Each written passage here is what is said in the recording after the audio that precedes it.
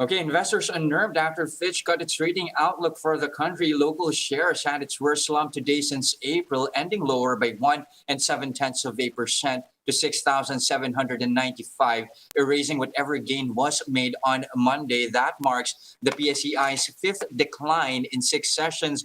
Very quickly, of course, Fitch lowered its outlook from stable to negative due to weak fiscal finances and increased credit risk, but investment grade score stays. Now, Jonathan Ravelas, chief strategist of BDO Unibank, expected this knee-jerk reaction, saying that investors will now keep a close eye on upcoming economic data and corporate earnings to bolster sentiment. But he sees this outlook downgrade as a writing on the wall that we have to do better. In our broadcast this morning, Nikki Map of ING said more outlook downgrades from rating agencies might be in the offing, especially considering one factor in play here is that debt to GDP ratio is now above 60%, a threshold which the three rating agencies are on the lookout for. Now, looking at the benchmark's 30 members, only 6 stocks ended the day in the green, a huge chunk of components even surpassing the PSEI's decline, with LT Group heavily battered down by 6.25%. URC, DMCI, and Ayala Land all declining by more than 3%.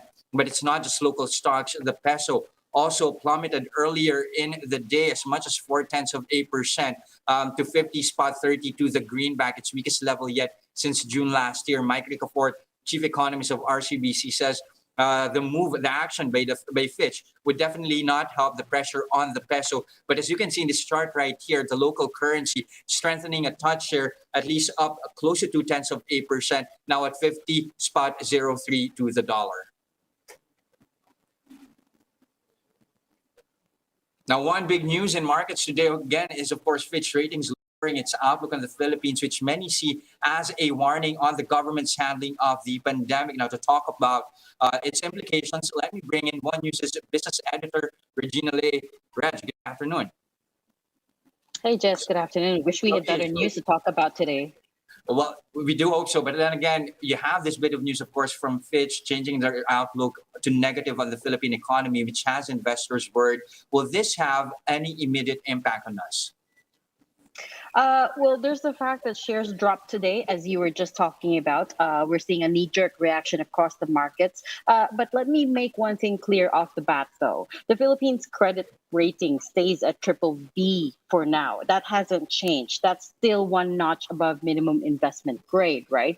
The negative outlook that Fitch downgraded us to basically just means we're now under close review. And over the next 18 to 24 months, if we don't make some improvements to the economy, our credit rating could then get downgraded. So in short, hindi pa tayo downgraded. And then, if it does happen in 24 months, that, as you know, that will lead to higher interest rates. So that's a year or two from now. But of course, right now as well, in terms of immediate impact, this paints a very unflattering picture on the country, right? It tells investors and creditors around the world that basically there's some problems here, that we may not be as credit worthy as we were before. And, like imagine if you were trying to borrow money from the bank, right? And the bank officer made a note on your record saying that you're in the negative list. Of course, that's not going to look good on you, right? It doesn't mean that our credit rating is ruined forever, but it's going to be difficult fighting that negative perception. So that's what's at stake here, Jes. Okay, like what you mentioned, we are under review for the next 18 months or so. But what will it take to get them to at least upgrade their outlook again?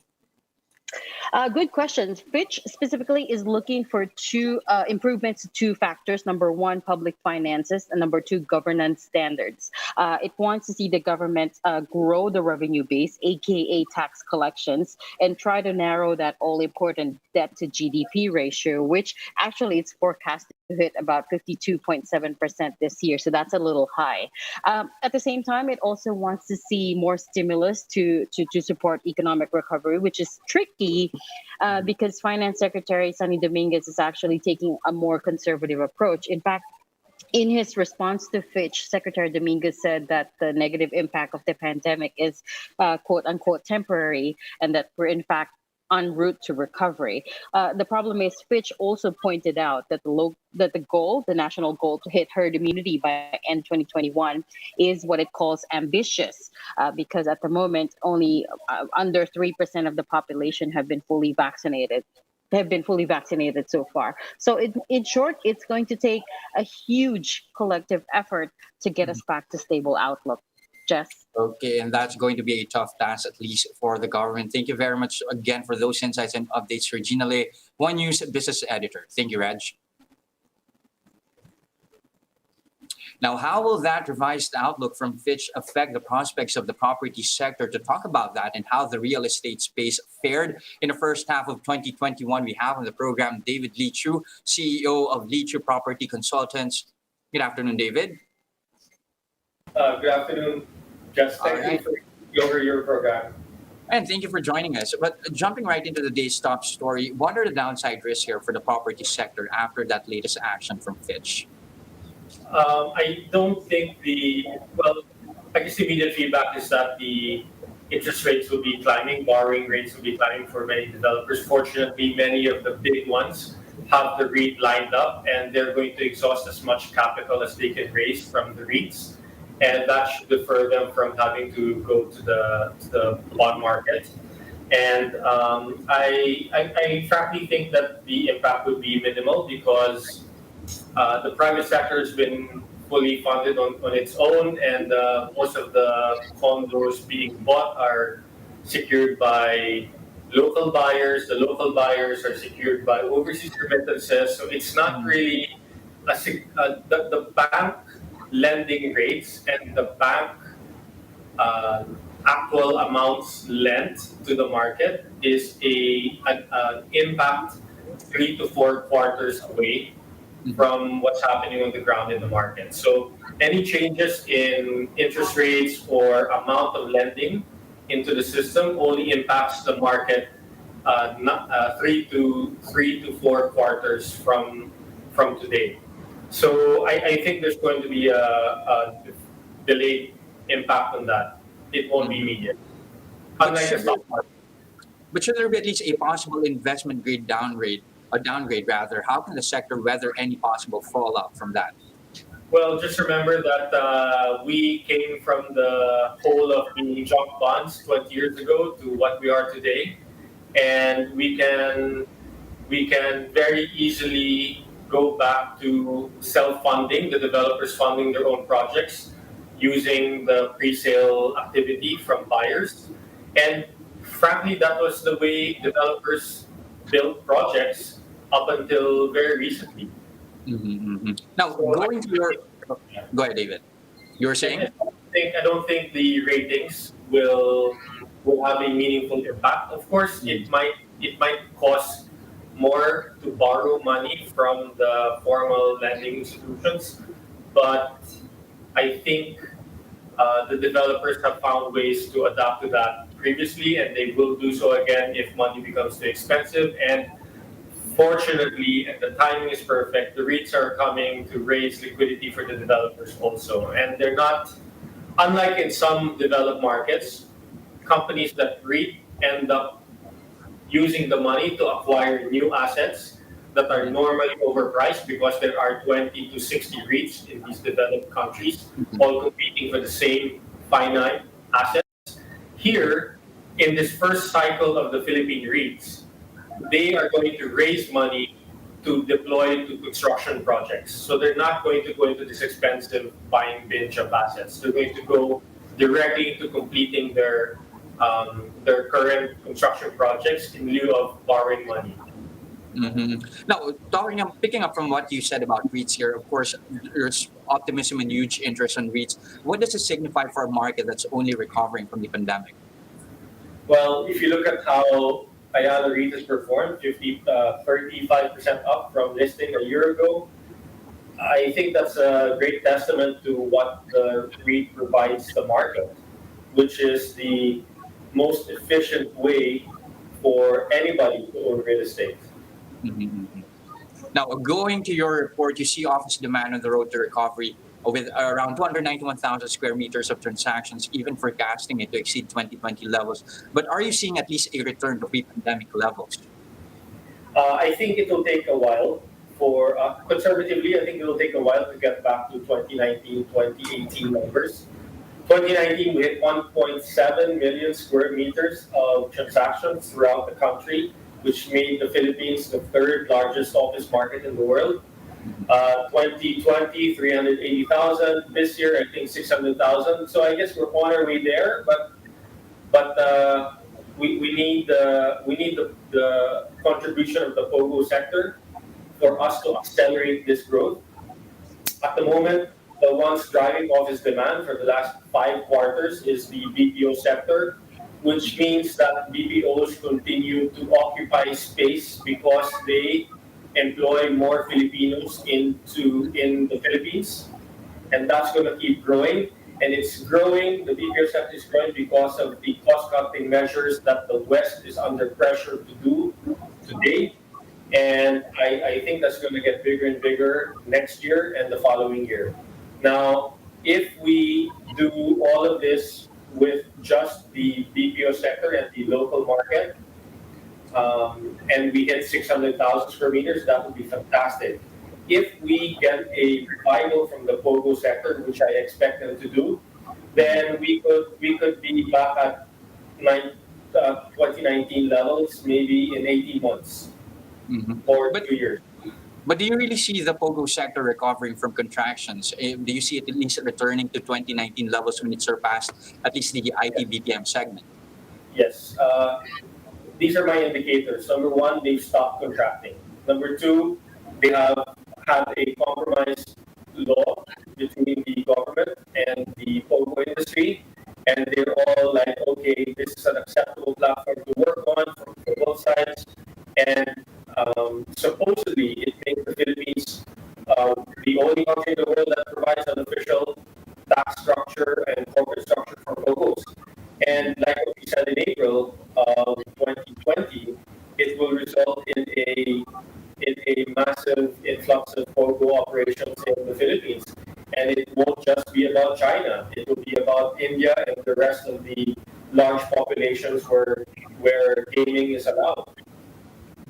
Now, what's also interesting about the report is how e-commerce and logistics somehow have eclipsed the POGO sector, which again took up the largest stock in 2019. Now, do you see at least the e-commerce and logistics space still growing even in a post-pandemic scenario? I think they will be because it's provided convenience to so many of the high-end market that refused to adapt to online until recently because of the pandemic. Now, I do think that that's going to carry forward for things that you need, that you can buy online without having to touch or fit the product. But there is a whole experience that is lost if you're not able to touch the product. And so I think the middle market and above will do utilitarian shopping in online platforms. Like, if you need socks, you don't really need to fit socks, right? You need to buy a necktie or what, but if you're talking about nice shoes, nice bags, nothing can replace the human element of touching the bag, smelling the bag, checking it out in the mirror, stuff that you can't do online. And so I think the high end will go back to brick and mortar shopping for goods that they like to shop for.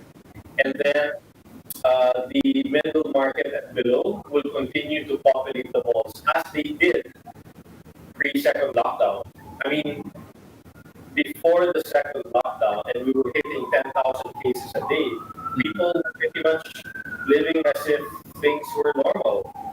And that's a testament to how keen the market wants to go back to normal.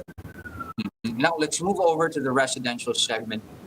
Looking at your report, there's at least a huge take-up for high-end and upper-middle income condo units. What's driving this, especially at a time when the economy is still in recession?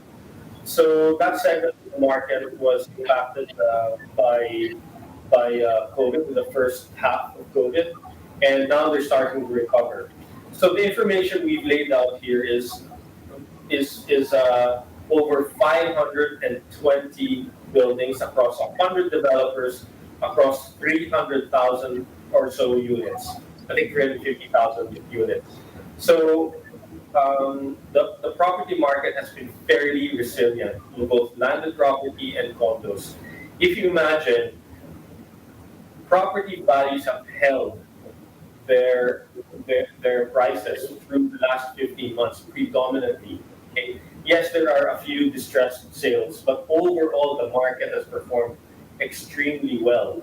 If you consider that prices have held to